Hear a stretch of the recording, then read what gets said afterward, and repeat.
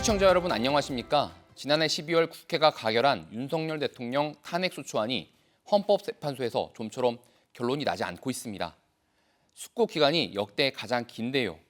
왜 이렇게 오래 걸리는 건지 알 수 없어서 갖가지 추측이 나오고 또 이로 인한 사회적 혼란과 국민들의 불안감도 가중되고 있습니다. 오늘 시시각각에서는 헌재 선고가 예상보다 늦어지는 배경과 이에 따른 문제들을 짚어봅니다. 이 시간 함께해 주실 분들 소개해드립니다. 이지혜 더불어민주당 부대변인 자리했습니다. 네, 안녕하세요. 김준수 국민의힘 아산당협 청년 대변인 자리했습니다. 네, 안녕하세요.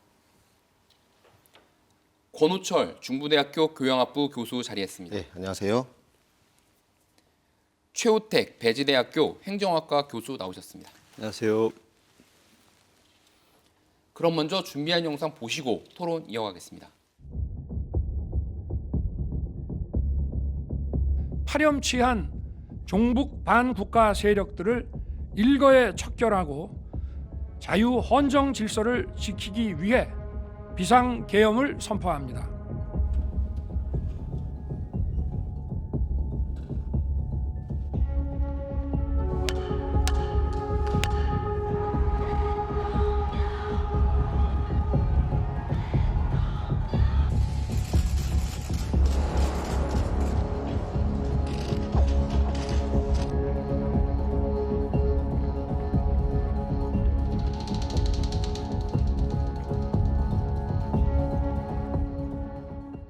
먼저 내란 우두머리 혐의를 받고 있는 윤석열 대통령 탄핵심판 선고가 늦어지고 있는 배경부터 먼저 여쭤보겠습니다. 어떻게 좀 생각하시는지 우리 이지혜 부대변인부터 말씀 좀 해주시죠. 저는 윤석열 대통령 탄핵 심판이 인용될 것이라고 보고 있는데요. 왜 그러냐면 이런 불법적인 계엄도 인용되지 않는다면 만약에 윤석열 대통령이 그래서 직무에 복귀해서 다시 이런 계엄을 벌였을 때 사실 계엄 면허증을 발급해 주는 거나 마찬가지라는 말들이 많지 않습니까? 그래서 파면이라고 당연히 생각하는데 그렇지만 지금 국민적인 분열이 너무 심화되고 그리고 각각의 목소리가 지금 격해지고 있는 만큼 지금 헌법재판소가 판결문을 뭔가 틈이 없이 그리고 졸속이라는 시비도 없고 그리고 누구의 탓도 없는 그런 완결한 판결문을 완성해가는 과정이라고 생각합니다. 완벽을 기하는 과정이다 이렇게 보시는군요. 우리 김준수 청년 대변인께서는 어떻게 보세요? 네, 헌재 평의가 길어진다고 하는 것은 헌법재판관들의 의견이 하나로 모아지지 않고 있다라고 봐도 무방하거든요. 의견이 다 모여졌다고 한다면 우리 법 연구회 소속 중에서도 가장 좌편향되었다고 평가받는 문영배 헌법재판관이 판결을 미룰 이유가 없다고 생각을 합니다. 그래서 최근 민주당이 최상목 대행에 대해서 그 마은혁 후보자에 대한 임명을 서두르라고 압박하는 것도 이와 비슷한 맥락으로 보여집니다. 의견이 갈리고 있을 것이다 라고 네, 하는 맞습니다. 추측을 하시는 거죠. 네, 맞습니다. 예. 우리 권우철 교수님. 예, 뭐 오늘이라도 다음 주에 탄핵 심판 선고일이 정해질 수도 있다고 봅니다. 근데 다만 지금 한덕수 총리가 다음 주에 지금 월요일인가요? 24일에 지금 재판 그 헌재 결정이 나오기로 했는데 지금 선입 선출에 따른 그 원칙을 조금 헌재가 조금 어기고 있는 거는 같습니다. 왜냐하면 대통령 탄핵 심판 청구가 좀 먼저 있었지 않습니까? 그렇기 때문에 한덕수 총리를 먼저 한다는 건 그만큼 대통령 탄핵 심판의 그 결정문이라든지 여러 가지 사안에 대해서 결정 내리기가 어렵다는 반증일 것이다라고 저는 보고 있고요. 어쨌든 재판관들의 의견이 일치일지 아닐지는 뭐 재판관들만 아는 건데 저는 이 재판관들의 이 결정문이 쓰는데 시간이 걸릴 수도 있지만 아직 결정 못한 재판관들이 있을 수도 있다. 이 정도만 말씀드리고 있다. 자세히 말씀드리도록 하겠습니다. 내부 의견이 조금은 다를 수도 있겠다라는 그렇죠. 예. 판단이시고요. 우리 최우택 교수님. 네, 지금 헌재가 엄청 바쁠 것 같아요.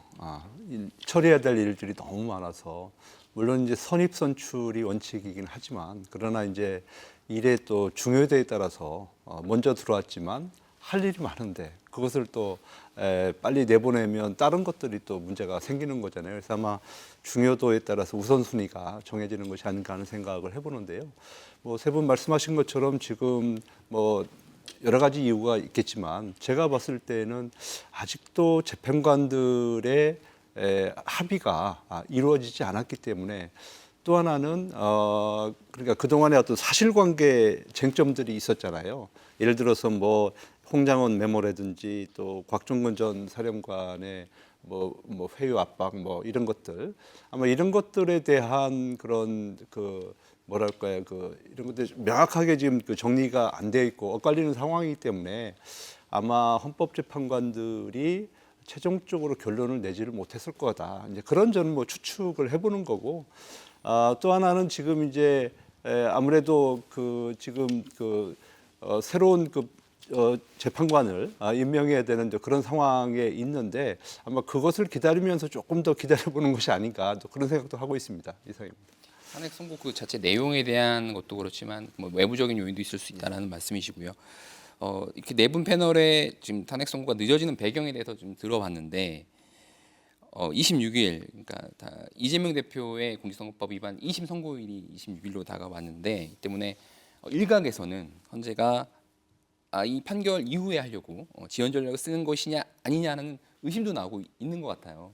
어떻게 좀 보세요, 민주당 내부에서는? 일단 탄핵 심판 선고가 늦어지면서 국민적인 피로감이 너무 높아지고 있고, 그리고 지금 헌재 주변에 있는 주민들이나 상인들 이런 분들이 그 극심한 그 소음으로 고통을 받고 있다고 합니다. 근데 그뿐만이 아니라 지금 경제적으로 아주 큰 위기인데요. OECD에서는 지금 우리나라의 경제 성장률을 올해 1.5%로 하향 조정했고, 그리고 국내 불확실성이 커지면서 원화 가치가 떨어지고, 그리고 이 환율이 연일 지금 최고치를 찍고 있습니다. 그러니까 환율의 영향을 받아서 지금 국내 물가도 휘청이고 있는데, 그러니까 예를 들어 환율이 높아지기 때문에 수입 원료의 가격이 높아지고, 그래서 지금 뉴스에 나오는 것을 보니까 2년 2개월 만에 라면값도 좀 오른다는 거 아닙니까? 그렇게 지금 서민 물가가 치솟고 있는 이 와중에 심지어 트럼프발 관세 전쟁에 우리가 눈앞에 두고 있고, 그리고 미국이 우리를 민간 국가라고 지정을 했는데도 2달 동안 몰랐고, 알았는 지금에도 앞으로 어떻게 대응할지도 모르는 그런 아주 어려운 상황이고, 지금 국가 기능이 모두 마비되었다고 해도 과언이 아닙니다. 그런데 이 상황에서 탄핵 선고가, 그러니까 예를 들어 노무현 전 대통령은 63일 만에 나왔고, 그리고 박근혜 대통령은 91일 만에 나왔는데, 지금 윤석열 대통령은 이제 다가오는 주에 선고가 아마 예정이 되어 있다고 많은 분들이 예측을 하시는데, 그럼 100일이 넘어가는 시점입니다. 그러니까 그만큼 헌재 선고가 늦어지면서 늦어지고 있고, 그리고 재판 과정이 아주 철저하게 보안으로 되어 있기 때문에 이 사람들이 이 늦어지는 이유에 대해서 억측이 난무하고, 그리고 사회적 갈등과 혼란, 뭐 경제적 피해 이런 것들이 지금 걷잡을 수 없이 커지고 있는 상황입니다. 그래서 선고가 늦어질수록 우리 이 국민들이 치러야 될 사회적 비용이 지금 막대하게 불어나는 거나 마찬가지인데, 그래서 이렇게까지 지금 피해도 많고 혼란도 큰데 이렇게까지 선고가 늦어지는 이유가 뭐냐라고 했을 때, 혹시 그러면 이재명 대표의 재판도 염두에 두는 것이 아니냐라는 것까지 여러 가지 해석들이 나오는 것 중에 하나가 아닌가 이렇게 보고 있습니다. 그런 의심이 있다라고 말씀해 주셨고요. 근데 반대로 이렇게 이제 헌재는 독립된 기관인데 이렇게 빨리 해라라고 또 이렇게 촉구를 하는 것이 어떤 독립성을 침해할 수 있다라는 비판도 또 나올 수 있을 것 같아요. 어떻게 보세요? 애초에 민주당이 그 이재명 대표를 수사하던 검사들이나 행정부 인사들을 탄핵하는 걸로 봤을 때 아무런 이유가 사실 크게 없었거든요. 이런 걸로 봐서 민주당이 삼권 분립의 원칙을 좀 침해한다는 것은 어떻게 보면 크게 이상한 일은 아니라고 생각을 합니다. 다만 현재 민주당은 헌재보다는 최상목 대행에 대한 압박 수위를 더 끌어올리고 있다고 생각을 하는데요. 이 이유는 제가 아까 처음 말씀드린 대로 그 헌법재판관들의 의견이 하나로 모아지지 않아서 민주당 입장이나 이재명 대표 입장에서는 하루는 대통령 되는 길몽을 꾸고 있고, 하루는 피선거권이 박탈되는 흉몽 이런 것들을 꾸고 있다 보니까 아마 좀 다급한 거 아닌가 이런 생각이 들고요. 다만 이제 거대 야당의 입법부가 행정부를 마비시키거나 국정 공백을 초래하고 그다음에 사법부에까지 권한을 남용하였다라고 하는 비판은 우리가 좀 겸허하게 받아들일 필요가 있다고 보입니다. 헌재의 재판 숙고가 길어지는 배경을 두고 여러 가지 의심이 나오고 있고, 또 그러면 안 된다라는 또 말씀도 좀 해주셨는데, 그렇다면 지금 8분이 평의를 하고 계시고 이분들이 아마 판결을 내리실 텐데, 예상을 좀 한번 해볼 수 있을 거예요. 과연 이제 파면일 것이냐, 아니면 복귀일 것이냐. 어떻습니까, 우리 최호택 교수님? 그동안 저는 이제 방송을 하면서 대통령의 저는 심정은 이해를 하지만 그럼에도 불구하고 이거는 인용이 될 것이다. 왜냐하면 모든 국민들이 이 정도까지는 아마 용납이 안 될 것이다. 저는 이제 그렇게 말씀을 드렸었는데요. 며칠 전에 그 이재명 대표께서 누굽니까 최상목 대표에 대해서 권한대행에 대해서 직무유기 현행법 최상목을 몸조심하라 이런 발언을 하는 걸 봤어요.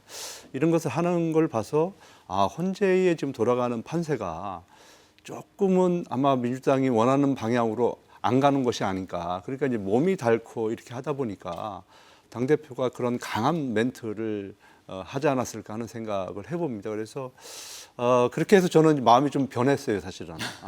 이게 어떻게 저는 처음에 이제 인용이 될 것으로 좀 봤는데 저는 뭐 각하나 기각의 가능성도 충분히 있다. 저는 이렇게 좀 마음이 좀 변해지더라고요. 예. 알겠습니다. 우리 권호수 교수님. 예, 참 어렵네요. 근데 저도 마음으로는 아까 최 교수님께서 말씀하셨지만 온 국민들이 국회에 군인들이 군합발을 신고 들어가는 모습을 짓밟는 모습을 봤습니다. 그렇기 때문에 국민들의 대다수 여론은 이미 뭐 다 마음속에 있으실 것 같고요. 저도 마찬가지입니다. 다만 지금 이 많은 추측들이 좀 일어나고 있는데 거의 여야의 당리당략으로 인해서 해석들을 굉장히 많이 하고 있습니다. 근데 제가 보기로는 만일에 이 헌법재판관들만 알 텐데 헌법재판관들이 이 탄핵 결정문을 쓸 때 과연 탄핵 찬성과 반대로 봤을 때 어떤 결정문을 쓰기가 편할까요? 좀 그런 거를 한번 생각해봐도 답이 있을 거라고 생각을 하고 있고요. 그리고 또 아까 이재혜 대변인께서 이야기하셨는데 지금 그러다 보니까 지금 다음 주까지 밀리다 보니까 3월 26일 이재명 대표의 재판 결과까지도 보고 있는 것 같은데 이제 제 개인적인 생각인데요. 저는 지금 헌재가 결정문보다도 결정을 못하고 있는 재판관들이 있다고 봅니다. 왜 그러냐면 중도층에서 봤을 때는요. 지금 3월 26일의 재판 결과에 따라서 이재명 대표의 2심 결과가 유죄로 나오냐 무죄로 나오냐에 따라서 결정 못한 헌법재판관들도 그에 따라서 이 국정 안정의 문제가 있기 때문에 이재명 대표가 유죄로 나오면 탄핵이 인용이 될 가능성이 좀 있다고 보고요. 만일에 무죄로 나오거나 이렇게 되면 탄핵이 조금 인용이 안 될 수도 있다. 그러니까 두 사람이 같은 형국으로 중도층이 봤을 때는 대통령도 탄핵이 돼야 되고 이재명 대표도 정치적 양극단에 서로 모아 있는 책임 있는 이 양극단의 대표들이 물러나야 된다라는 중도층들이 굉장히 많습니다. 사실 저도 좀 그런 입장에 좀 가깝고요. 그렇기 때문에 이번에 이 2심 결과까지 헌재가 정치적 재판을 해서는 안 되지만 그래도 중도층들과 국정의 안정을 생각한다면 2심 결과를 보고 결정 못한 탄핵의 그 헌법재판관들이 결정을 내릴 수도 있다. 해서 저는 이 26일 재판 이후에 결정이 될 거라고 저는 보고 있습니다. 만약에 이제 그렇게 된다면 사실은 이제 헌재가 정말로 가지 말아야 될 길을 간다고 저는 생각을 해요. 왜냐하면은 헌재는 우리가 삼권 분립에 의해서 재판을 하시는 분들이잖아요. 물론 이제 정치적 판결을 할 수는 있지만 그 헌법재판관들이 정치를 하면 안 되는 거거든요. 그러면 이제 그 그만두고 국회로 가야 되는 상황 아니겠어요? 근데 만약에 이제 이재명 대표의 26일 선고를 보고서 판결을 한다. 이거는 정치를 하겠다는 얘기가 줄 서겠다는 얘기잖아요. 그러면 안 되기 때문에 이제 우리 권 교수께서 그렇게 이제 뭐 예측은 해볼 수 있지만 저는 당이론 쪽에서 아마 헌재 재판관들이 그렇게까지는 설마 하겠느냐 그런 생각을 해봅니다. 왜냐하면 저는 정치적인 것을 떠나서요. 헌재라는 곳은 지금 이렇게 극단적으로 치닫혀 있는 국민들의 여론이 없었거든요. 그렇기 때문에 이 국정의 안정도 방향을 둘 수 있습니다. 꼭 정치적인 게 아니라 과연 이 전국을 어떻게 안정시켜야 될까 그거에 대한 재판 결과에 고민을 할 수 있다 이렇게 말씀드리는 겁니다. 헌재가 어떤 그 법이나 이런 거 헌법에 의한 게 아니라 어떤 정치적인 맥락까지 고려할 수 있다는 말씀에 저도 드리고 싶었던 질문을 우리 최호택 교수님께서 해주셔가지고 그 질문을 됐는데 아까 최호택 교수님께서도 처음에는 인용 쪽으로 생각을 하셨다가 이제 민주당에서 좀 다급한 모습 보이니까 각하나 기각 쪽으로 많이 변했다라고 말씀하셨는데 각하나 기각으로 하려면 또 이제 근거가 있어야 되잖아요. 그러니까 윤석열 대통령의 그런 행위가 각 하나 파면에 해당하지 않을 만큼 뭐 그런 중대한 행위가 아니었다고 보시는 건지. 그러니까 이제 쟁점이 되는 것이 이제 예를 들어 정치인들을 뭐 끌어내서 어떻게 조치하고 이제 그게 이제 중요한 것 중에 하나인데 지금 이제 홍장원 메모라든지 또 곽종건 전 특수사령관의 그 뭐 전화 통화 내용 있지 않습니까? 뭐 회유를 당했다, 불안하다, 뭐 이런 얘기 하는 것을 봤을 때 아마 헌법재판관들도 상당히 좀 혼란스러울 것 같아요. 이거 우리가 판결 잘못하면 이런 것들이 뻔히 좀 이렇게 증거들이 나오는데 이것을 아니라고 하고서 만약에 판결을 해버리면 나중에 그 후폭풍은 감당하기가 힘들지 않을까 이제 그런 생각을 하고 있는 겁니다. 그래서 아마 그런 사실관계를 지금 두고서 아마 고민들 하고 있는 상황이 아닌가 저는 그렇게 보고 있는 거고요. 만약에 이것이 이제 그분들이 판단했을 때 이거는 조금 오염이 됐다 이렇게 판단을 한다면 충분히 저는 뭐 기각이나 각하도 뭐 가능하지 않을까 뭐 그런 생각을 가지고 있는 거죠. 예. 이지혜 부대님께서 하실 말씀이 많으실 것 같아요. 예. 아니 근데 저는 이제 두 분 교수님 말씀에 일부는 동의하고 일부는 동의하지 않는 부분이 있는데 그러니까 예를 들어 말씀하신 것처럼 이게 헌법재판소가 정치에 의해서 휘둘리는 곳이 아니고 법리를 다투는 곳이기 때문에 지금 여론이 뭐 이렇게 성화가 있다고 해서 뭐 아니면 26일에 어떤 뭐 야당의 대표의 결과를 보고 난 다음에 결정을 내린다 이런 부분은 저는 일어나지 않을 것이라고 보고 그러니까 왜냐하면 지금 이 윤석열 대통령의 이 비상계엄이 위헌 위법하다는 것이 아주 명확하게 드러났고 물론 절차적인 문제를 삼을 수는 있지만 제가 초반에도 말씀드렸던 것처럼 이런 사건이 인용이 되지 않는다면 그럼 정말 아무나도 이런 비슷한 상황이 됐을 때 계엄을 다시 할 수 있다라는 면죄부를 헌법재판소가 주는 거기 때문에 이것을 우리가 용인하는 것은 사실 있을 수가 없고 그리고 법리를 따져봐도 사실 헌법재판소가 아까 말씀하신 것처럼 탄핵 기각의 내용을 정리하는 것이 오히려 힘들 수도 있다. 저는 그렇게 봅니다. 그래서 여러 가지 이제 진영에서 본인들의 바람을 담아서 많이 말씀을 하시는 것은 있지만 이번 헌법재판소의 탄핵 심판은 인용으로 가는 것이 이미 정해져 있고 아까도 말씀드렸던 것처럼 숙고의 시간을 판결문을 완성하는 시간을 지금 갖고 있다라고 저는 보고 있습니다. 시간이 밀릴수록 지금 사실 국민의힘이 좀 유리하게 생각할 수밖에 없는 겁니다. 왜 그러냐면 지금 자꾸 늦어지기 때문에 제가 말씀드렸던 것처럼 지금 2말 3초로 예상했었거든요, 민주당은요. 근데 지금 벌써 말이 지금 현실로 된 게 이재명 대표의 재판 결과를 이후에 나올 수 있다고 했습니다. 지금 거의 그런 상황에 가기 때문에 말씀드린 거고요. 재판관도 사람이라 그걸 인용을 여러 가지 사안을 안 할 수는 없다라고 저는 보는 거죠. 그래서 저는 사실 그래서 두 분 다 탄핵도 인용되고 이번에 이 정치의 양극단의 해소가 좀 됐으면 좋겠다라는 취지로 말씀드리는 겁니다. 김주 대변인께 드려야 될 것 같아요. 네, 우선 저도 처음에는 최호택 교수님처럼 탄핵이 인용될 줄 알았어요. 근데 이제 재판을 진행을 하다 보니까 곽종근 뭐 회유 녹취라든지 아니면 홍장원 메모라든지 이런 오염된 진술들이 계속 엇갈리고 있기 때문에 아마 그런 부분에서 재판관들도 평의를 하기 쉽지 않을 것이고 그리고 박근혜 전 대통령 때와는 다르게 요즘 제가 나가보면은 젊은 층들이 굉장히 탄핵 반대 집회에도 많이 나오고 있거든요.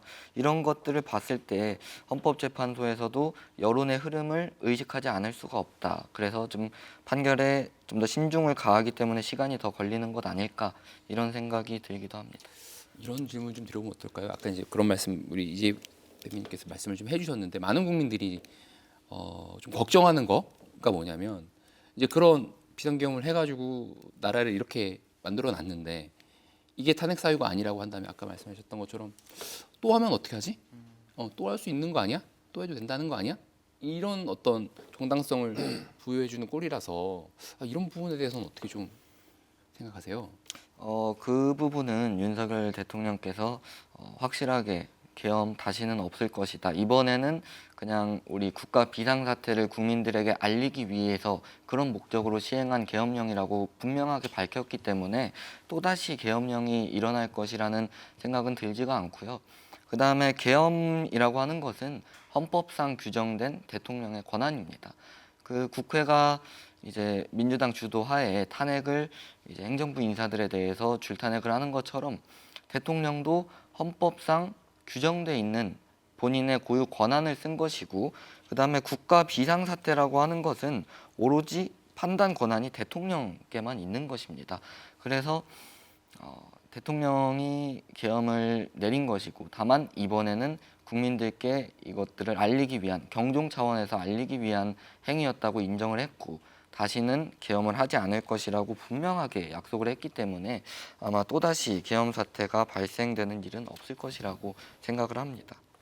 두 가지 지점을 좀 말씀드리고 싶은데, 첫 번째로는 이 대통령이 고도의 통치 행위라고 자꾸 말씀하시는데, 그 고도의 통치 행위에도 조건이 있습니다. 그 조건은 지금 이 질서가 유지하기 곤란할 정도로 내란이 발생했을 때를 조건으로 하고 있는데, 사실 우리가 굉장히 평화롭게 잘 살고 있는 와중에 지금 비상계엄을 고도의 통치 행위라는 근거를 들어서 얘기하는 것 자체가 지금 어불성설이고요. 그리고 두 번째는 이 비상계엄을 다시는 하지 않을 것이다라고 약속을 했다고 하지만, 그 약속에 대해서 우리가 믿을 수 있는 근거도 없을 뿐만이 아니라, 예를 들어 윤석열 대통령 이후에 다른 대통령이 이런 비슷한 상황, 그러니까 내란이 있지 않은데도 내가 고도의 통치 행위를 하겠어라고 선포를 하면서 비상계엄을 선포를 했을 때 그때도 막을 수가 없는 겁니다. 그러니까 예를 들어 지금 헌법재판소에서 이런 상황의 비상계엄도 허락을 해주는 꼴이라면, 윤석열 대통령뿐만이 아니고 앞으로 나오는 어떤 대통령도 이런 고도의 통치 행위다라는 명목을 들어서 비상계엄을 이런 식으로 계속 하게 될 수밖에 없는 거기 때문에, 이것은 다시는 일어나서는 안 된다는 상황에서도 지금 이 비상계엄에 대해서 지금 파면을 해야 된다, 저는 이렇게 보고 있습니다. 말씀을 드리면 이제 뭐 잘 살고 있다, 평상심을 뭐 유지하고 있었다, 이렇게 말씀을 하시는 것 같은데요. 근데 대한민국 역사상 국회가 이렇게 단기간에 30여 명에 가까운 인사들을 탄핵시킨 경우는 없었습니다.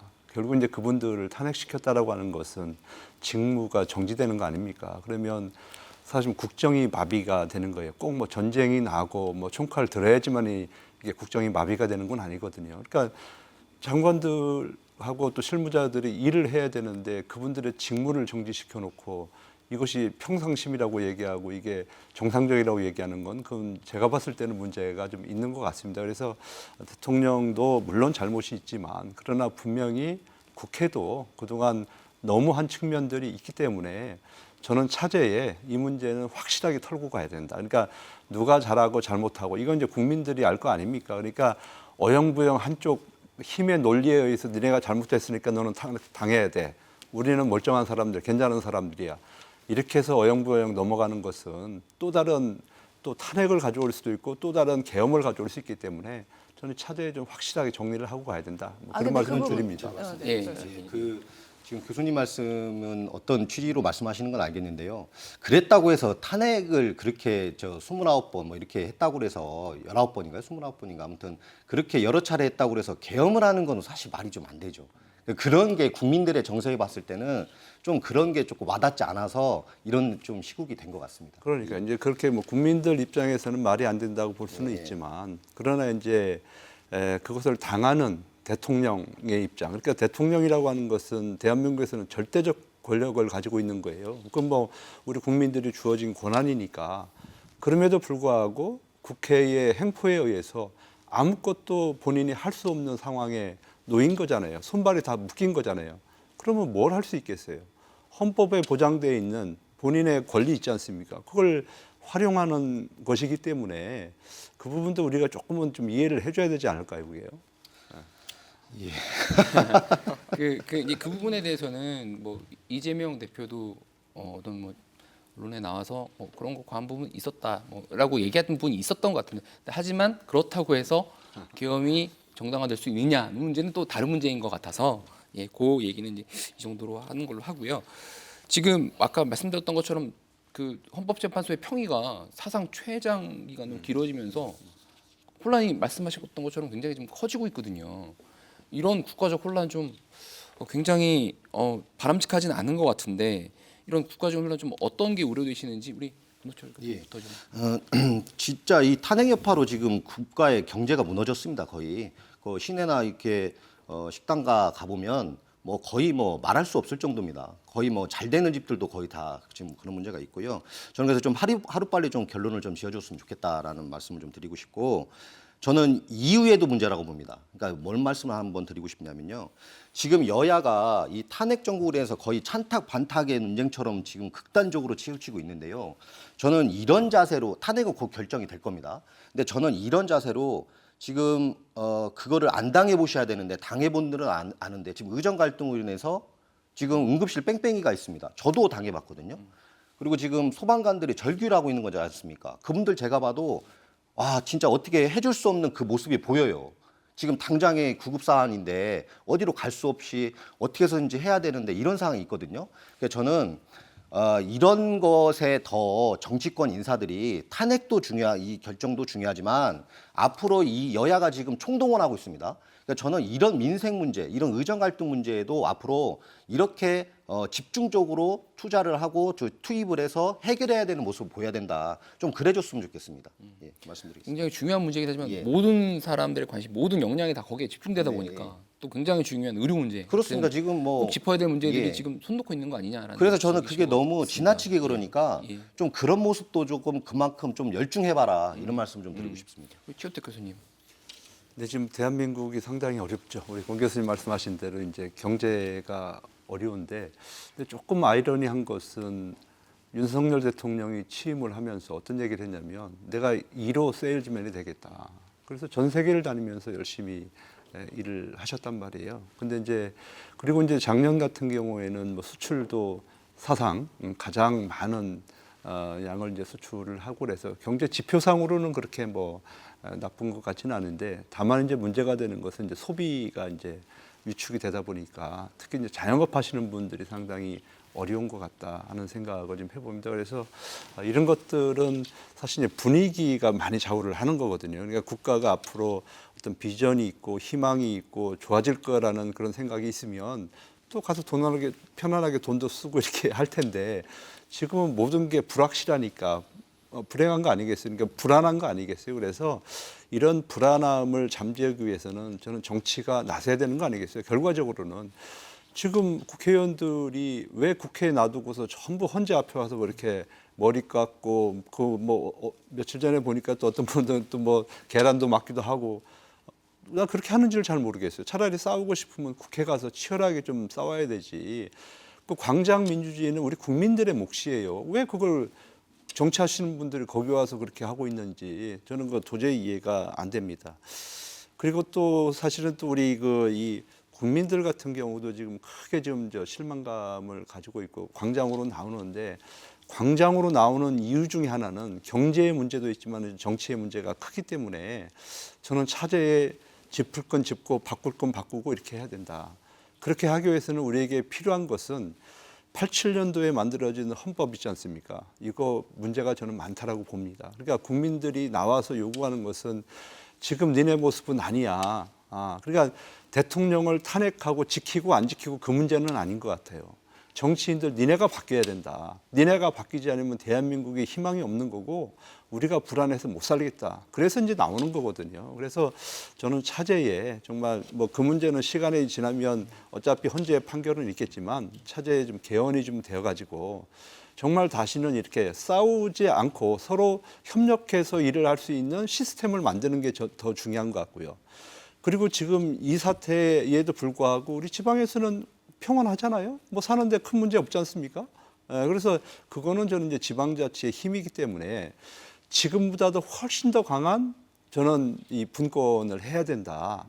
그리고 지금 또 하나는 지금 서울이 자꾸만 이렇게 하는 이유가 뭐냐면 관습 헌법에 의해서 수도가 서울이기 때문에 저렇게 되는 거예요. 네네. 잘 만들어는 우리가 세종시가 있는데 세종시로 수도를 옮기면은 제가 볼 때는 저게 서울에서 저렇게 혼란스럽지 않을 거라고 저는 보는 거거든요. 그래서 차제에 좀 개헌을 해서 서울은 경제 수도로 만들고 세종은 행정 수도로 만들고 또 강력한 지방 분권을 해서 지역이 스스로 알아서 판단할 수 있는 법을 만들어 주면 우리 국민들이 그렇게 차가운 길바닥에 나가지 않아도 뭐 얼마든지 될 수 있다 저는 보고 있습니다. 지금 문제는 이제 정치니까 예. 이런 동력을 정치 발전, 정치 개선 또 개헌을 통한 지방 분권력 그리고 또 이제 뒤에서 말씀 나눌 이제 지역 대선 공약, 뭐 세종 예. 행정수도라든지 이런 말씀까지 좀 해주셨는데요. 근데 이제 뭐 국가적인 혼란 그럼 굉장히 다 영향을 받는 거지만 특히 이제 우리 시민들이 집회나 뭐 이런 현장에서 굉장히 많이 지금 100일 넘게 진행이 되고 있기 때문에 필요하다, 많이 좀 지치셨다 이런 말씀들도 많이 하시는 것 같아요. 어떻습니까? 아니 일단 교수님 말씀하신 것에 좀 몇 가지 짚고 넘어가자면 첫 번째로는 우리 지금 지역이 평온하다라고 하셨는데 정말 지역도 먹고 살기 힘듭니다. 지금 자영업자도 잘 장사도 안 되고 소비도 위축되고 있는 와중에 지금 이렇게 평온하다라고 하시는 것은 좀 적절치 못한 것 같고 두 번째로는 정치가 잘해야 된다 이렇게 말씀하셨는데 너무너무 동의합니다. 너무 동의하는데 제가 몇 가지 적어왔거든요. 지금 헌법재판소 앞에서 아까 계란을 뭐 민주당 의원이 맞았다고 하셨지만 지금 헌재 앞에서 연일 시위를 국민의힘 의원들이 벌이고 있거든요. 그러니까 예를 들어서 출근길 1인 시위라는 걸 지난달 17일부터 하고 있다고 합니다. 그 법제사법위원회에 조배숙 의원을 중심으로 한 10명이 모여가지고 1인 시위를 매일매일 하고 있고 그리고 두 번째로는 헌재 앞에 24시간을 지키는 릴레이 집회를 하고 있다고 해요. 거기에서는 이거는 11일에 시작이 됐고 한 60여 명의 국민의힘 의원들이 참석을 하고 있는데 오선의 김기현 의원이 단톡방을 만들어서 참여를 독려하고 순번을 정해서 관리하고 이런 일을 하고 있다고 합니다. 그리고 윤상현 의원 같은 경우에는 지금 24시간 헌재 앞에서 거의 상주하다시피 한다고 들었고요. 또 뭐 탄핵 각하의 길 걷기 아니면 무슨 릴레이 뭐 무제한 발언 이런 것들을 이어가고 있는데 일단 말씀하신 것처럼 헌재 앞에 갈 것이 아니라 국회에서 이것을 좀 논의를 하는 그런 정치의 바람직한 모습을 보여줬으면 좋겠다 이렇게 말씀드리고요. 두 번째로 아까 질문 주신 것처럼 광장에서 지금 시민들 아주 필요하죠. 왜냐하면 이번 주말이면 진짜 마지막이다. 오늘로 진짜 끝이다. 이런 지도 지금 얼마나 많이 지났습니까? 그래서 지금 광장에서 1인 시위도 하시고 단식도 하시고 이게 많은 분들이 필요하고 계신데요. 근데 저는 이제 이 와중에 국민들이 좀 대단하다고 느끼는 건 뭐냐면 그 최근 나온 여론조사를 보면 탄핵을 인용하고 파면해야 된다. 그리고 파면이 될 것이다. 이렇게 예측하고 응답하는 응답률이 점점 높아지고 있습니다. 그리고 헌법재판소의 신뢰도도 예전 조사보다 지금도 더 높아지고 있고 이런 것들을 보면 이제 흠결 없는 우리 재판 결과를 우리 시민들께서 기다리고 있다. 그리고 뭐 다들 예측하시겠지만 돌아오는 주로 선고가 이루어질 것으로 보여지기 때문에 다들 힘드시겠지만 어렵고 불안하고 초조한 시간들을 보내고 계시겠지만 조금만 더 힘내서 기다려 주시기를 부탁드려봅니다. 우리 김준수 청년 대변인께서도 집회 현장 나가실 것 같아요. 지금 네. 아까 우리 이제 대변인께서 말씀하셨지만 많이 힘들고 지치신 그런 기색이 좀 보이시죠? 네, 뭐 탄핵을 찬성하든 반대하든 지금 모든 대한민국 국민들이 좀 지쳐 계신 상황인데요. 다만 이제 정치를 외면한 가장 큰 대가는 가장 저질스러운 인간들에게 지배받는 것이다라는 플라톤의 말이 있듯이 우리가 이런 국가적인 손실과 국민의 피로도는 조금 있지만 이번 계엄과 탄핵 사태를 계기로 저와 같은 젊은 세대들이 좀 더 우리 정치 문제에 관심을 갖고 사회 문제에 관심을 갖게 된다면 이제 대한민국이 앞으로 한 발짝 내디딜 수 있는 그런 원동력이 될 수도 있을 것이다라고 하는 측면에서는 저는 좀 긍정적인 측면도 없진 않다고 생각을 합니다. 물론 이제 하루빨리 헌재의 현명한 판결이 나와서 우리 국민 모두가 다 좀 편안하고 일상적인 삶을 편안하게 살았으면 하는 바람입니다. 한마디만 딱 더 드리면요. 사실 이제 우리가 87년도에 우리가 개헌을 할 수 있었던 동력은 거리로 나온 시민들이었거든요. 그러니까 지금도 고생이라고 생각할 수 우리가 있지만은 결과적으로는 주민들이 지금 이제 7구강국 개헌을 아마 이끌어낼 거라고 저는 보는 겁니다. 그래서 지금의 어떤 고생이라고 하는 것이 대한민국 발전을 위해서 이분들이 지금 시간을 투자해서 지금 노력하고 있는 것이지 그냥 싸우고 있기 때문에 들러리 서로 고기가 있는 게 아니라고 생각을 좀 해주시면 어떨까 싶습니다. 그러니까 지치지 않고 좀 더 관심을 가질 때 정치 발전도 또 이뤄낼 수 있는 거니까요. 그런데 이제 이런 와중 일반 시민들이 아니라 정치적 중립 의무를 지켜야 하는 자치단체장들이 또 광역 기초단체 포함해서 이 그 탄핵과 관련된 개인적인 의견을 내는 경우가 있어요. 그러면 이제 정치 영역으로 봐야 할 것인지 아니면 단체장이니까 그 중립을 지켜야 되는데 그걸 의무를 위반했다고 봐야 될 것인지 구체적으로 뭐 대전시장, 뭐 충남지사, 세종시장 대통령 탄핵 반대 집회에 많이 참석해서 비판을 받았고요. 반대로 박정현 또 부여군수는 대통령 파면을 촉구한 내용이 담긴 현수막을 걸었다고 해요. 그럼 이제 양쪽에서 다 마찬가지일 것 같은데 이런 거 좀 어떻게 보세요? 인으로서.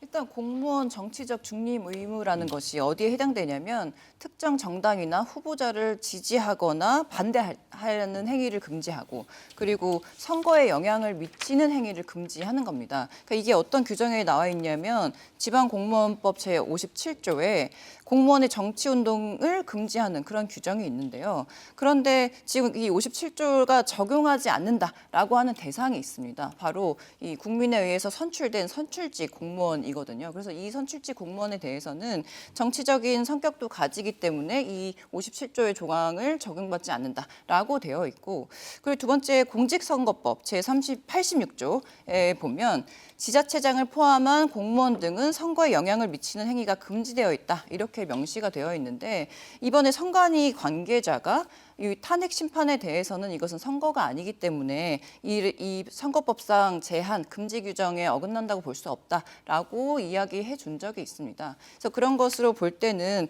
어쨌든 지금 이런 지자체장들의 의사 표현들이 그렇게 법적으로는 문제가 되지 않는다라고도 보여질 수 있는데 민주당 입장에서 뭐 어떤 것을 지적하고 싶냐면 예를 들어 지금 윤석열 대통령의 이런 위헌 위법한 이 비상계엄에 대해서 단체장이 단상에 올라가서 이 불법 계엄을 옹호하는 듯한 그런 발언을 하는 것 자체가 지금 문제가 있지 않느냐라는 의문을 제기하고 있는 것이고요. 두 번째로는 탄핵 반대 시위에서 지금 국민의힘 의원들, 국민의힘 쪽에서 폭동과 폭력을 유발하는 그런 행위들을 조장하는 그런 행위들을 굉장히 많이 하고 있는데 시민들의 안전과 질서를 유지해야 할 책무가 있는 단체장들이 그럼 과연 그 정치인들과 같이 단상에 서서 더 이 폭력을 더 호소하고 주먹을 불끈 쥐고 목소리에 격양해가면서 이렇게 찬동하는 것이 과연 단체장으로서 옳은 것이냐 이런 것들은 한번 지적하고 짚어봐야 될 것 같습니다.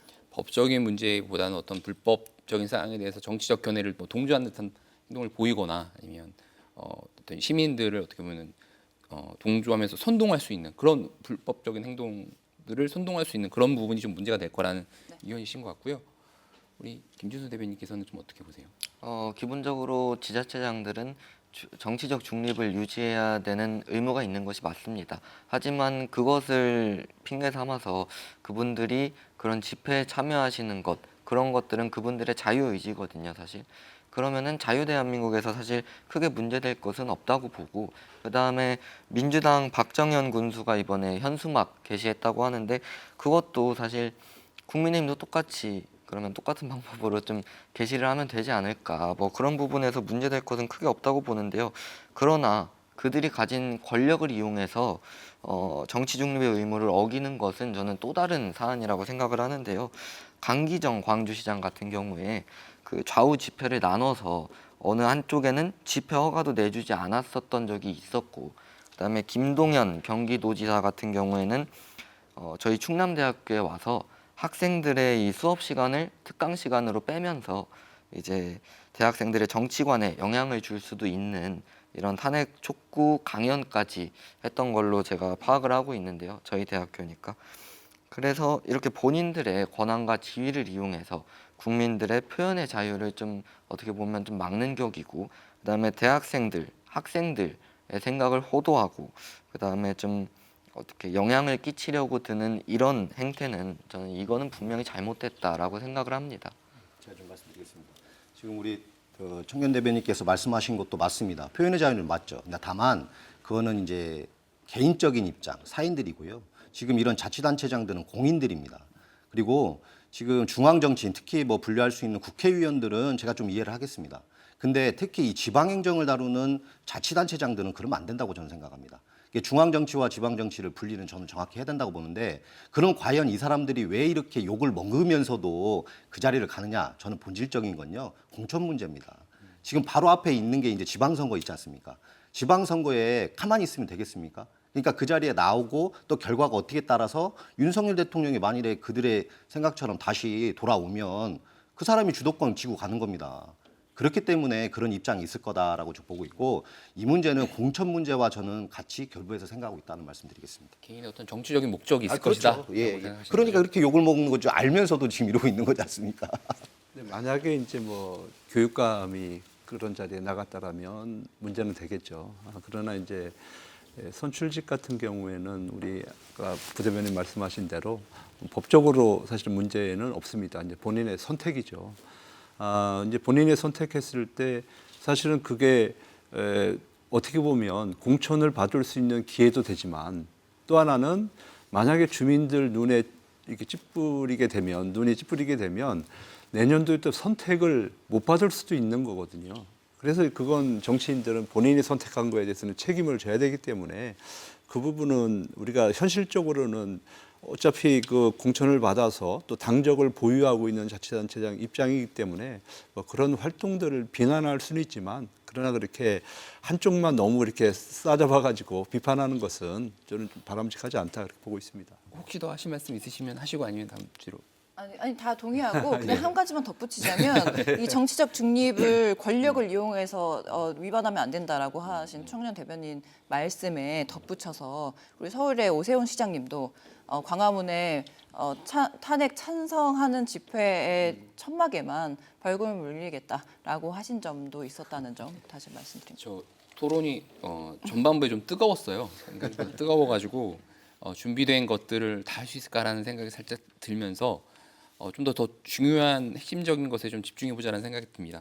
그 만약에 탄핵안이 헌법재판소에서 파면으로 결정이 된다면, 네, 만약의 경우입니다.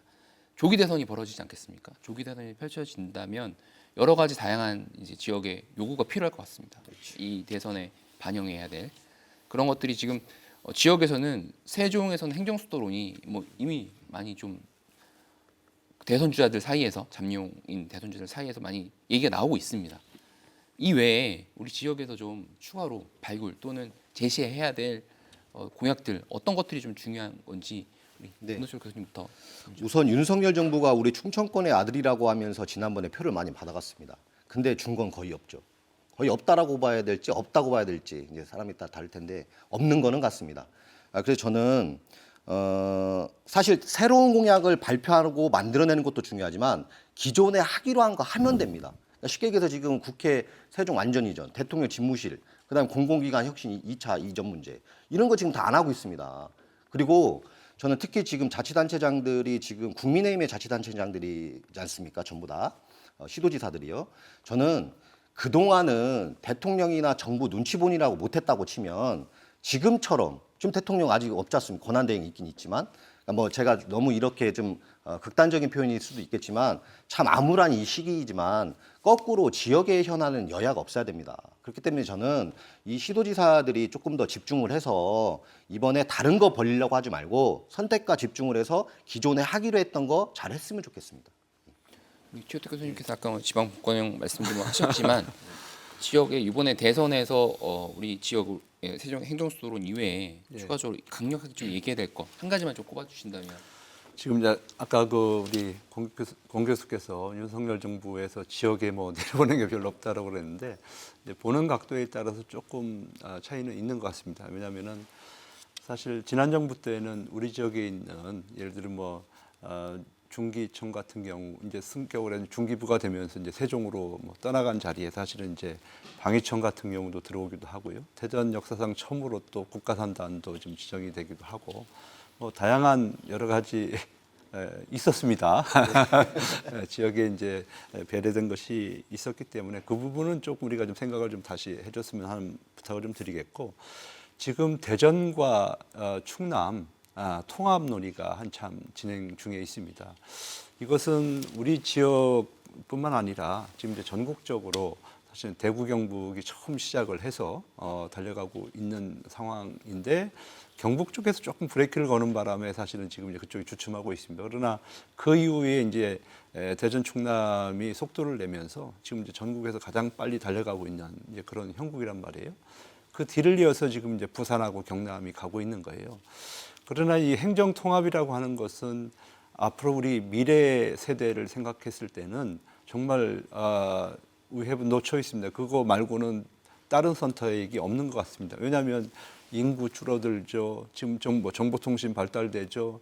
등등해서 지금 광역 행정을 해야지만이 될 수밖에 없는 그런 시대적 사명을 가지고 있습니다. 그래서 이거는 뭐 여야를 떠나서 제가 볼 때는 전부 좀 동의를 해서 우리가 시도 통합을 통해서 미래에 어떻게 보면은 서울의 1국 체제를 지방의 다국 체제로 만들어서 대한민국이 좀 활력을 찾을 수 있는 그런 국가로 만드는데 좀 앞장을 좀 서야 된다. 그리고 대통령들이 좀 공약화해서 다음에 좀 꼭 이뤘으면 좋겠습니다. 예. 사실 뭐 대전 트램 사업 같은 거 되게 좀 중요한데 멈춰져 있을 가능성이 좀 있어서 현재 그 트램 사업의 경우에 지금 문제가 되고 있는 게 이번에 그 원래 예산의 반영이 덜 되면서 추경 예산에 들어가느냐 마느냐 이런 문제를 가지고 지금 지역에서 논란이 있는데요.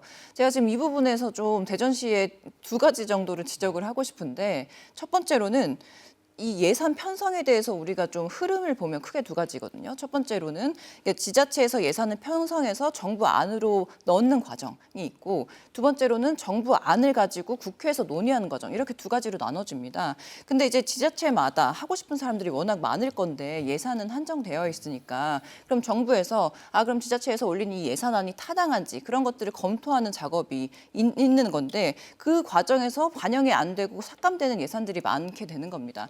그런데 이번에도 그러니까 예를 들어 정부가 보기에는 이게 지금 지자체에서 올린 예산이 집행 능력이 좀 어렵거나 아니면 매칭할 수 있는 지역 예산의 재정 자립에 비해 없다. 그 과다하게 올렸다라고 했을 때 삭감을 하는 건데 우리 지금 이 트램 사업의 경우에는 대전시는 올해 공정률을 25%로 잡고 국비를 1,846억을 편성을 했는데 국가에서 너희들은 이렇게 하는 능력이 안 돼라고 하면서 586명만 편성을 한 거지 않습니까? 그러니까 이것이 문제가 뭐냐면 그러니까 대전시에서 준비가 잘 되지 않고 정부에게 설명을 잘 하지 않고 이 예산을 정부에 넘긴 것 자체가 첫 번째로 문제인 겁니다. 그리고 두 번째로는 지자체나 정부나 이 다양한 주체 간의 갈등이 있을 건데 그런 것들을 국회에 가지고 와서 협의하고 조율하고 그래서 좀 방영해라라고 하는 것이 두 번째 이 국회에서 예산 논의를 하는 그런 과정인데 지금 돌이켜 보면 윤석열 정부가 정부안 예산을 반영하지 않아서 지금 계엄을 저질렀다. 이렇게 이야기를 설명을 하고 있어요.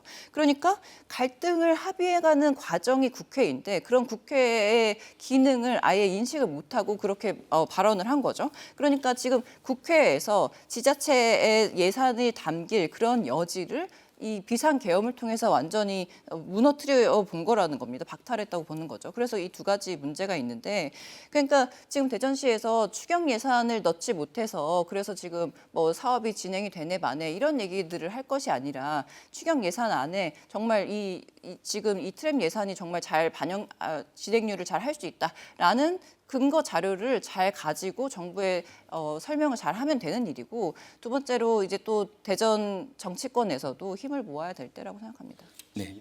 짧게 말씀드리겠습니다. 네. 지금 이 말씀하셔서 예산 문제에 관련되고요. 지금 대전의 국회의원들도 협조를 말씀을 하셨는데 저도 그건 같은 생각입니다. 그러니까 아까 제가 시도지사의 책임 문제도 이야기 드렸지만 지금 트램이라든지 모든 예산 문제가 있습니다. 그리고 특히 세종으로의 그 행정수도 이전이라든지 뭐 대통령실 이 모든 거예요.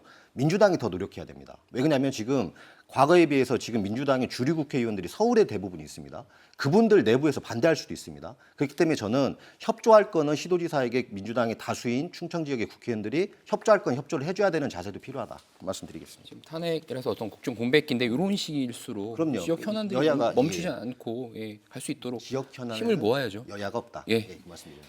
우리 이제 또 우리 청년 대변인께서는 아산이 또 고향이시고 네, 맞습니다. 충남에 대해서 좀 관심이 많으실 것 같아요. 충남에서 필요한 어떤 대선 공약화할 만한 것들 어떤 것들 좀 보여주실 수 있을까요? 우선은 아산 같은 경우에는 지금 요즘에 경찰병원 문제가 이제 좀 화두인데요.